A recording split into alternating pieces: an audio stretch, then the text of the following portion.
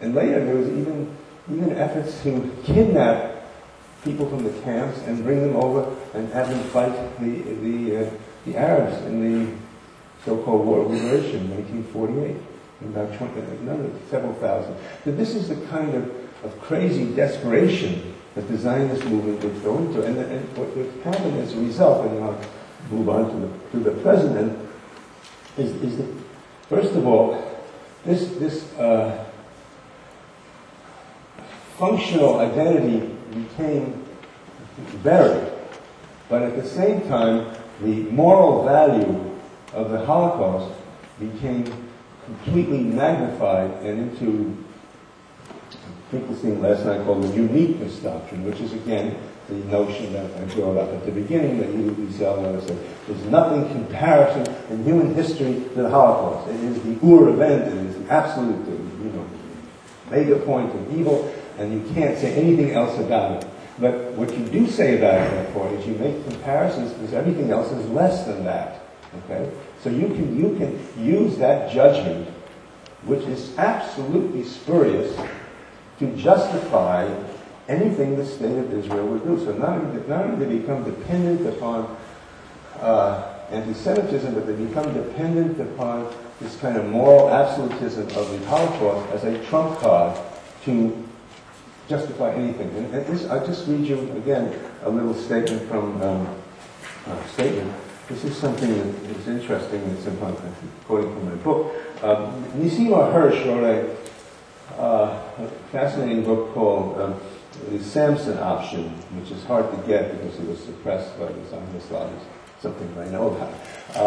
And Nisima Hirsch is a very famous writer in America. The Samson Option is a history of the way in which Israel and the Zionists built the nuclear arms clandestinely with the help of the United States and by intimidating American presidents from Truman on. Okay, and it's a long story, very sobering. I don't want to get into it because we don't have time. I'm glad to take it up in the question periods. But the one president who actually gave them a hard time was Eisenhower.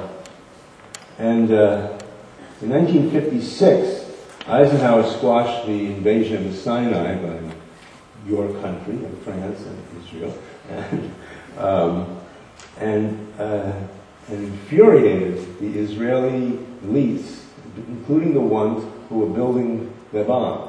And this is a quote from Hirsch. "We got the message," said this unnamed official. "We can still remember the smell of Auschwitz and Treblinka.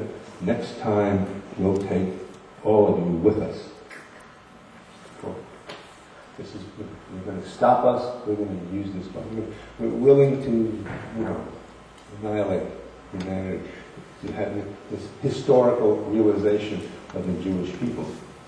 And so it has been that doctrine has enabled the development of Palestine, Israel, once Palestine, into the peculiar state that it is, a state that experiences impunity and hence all the aggression and moral degradation that goes along with that.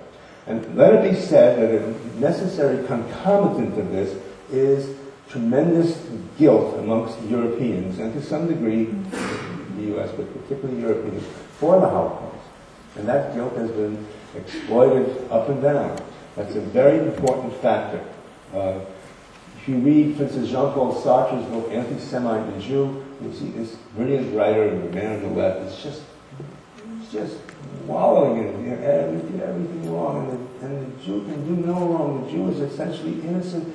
The Jew, this is Sartre succumbing to the propaganda that Jews are totally innocent victims. He said, Jews have no capacity for aggression. There's just intellectuals, and this is Sartre speaking this way. After what has happened already in the issue and all that stuff.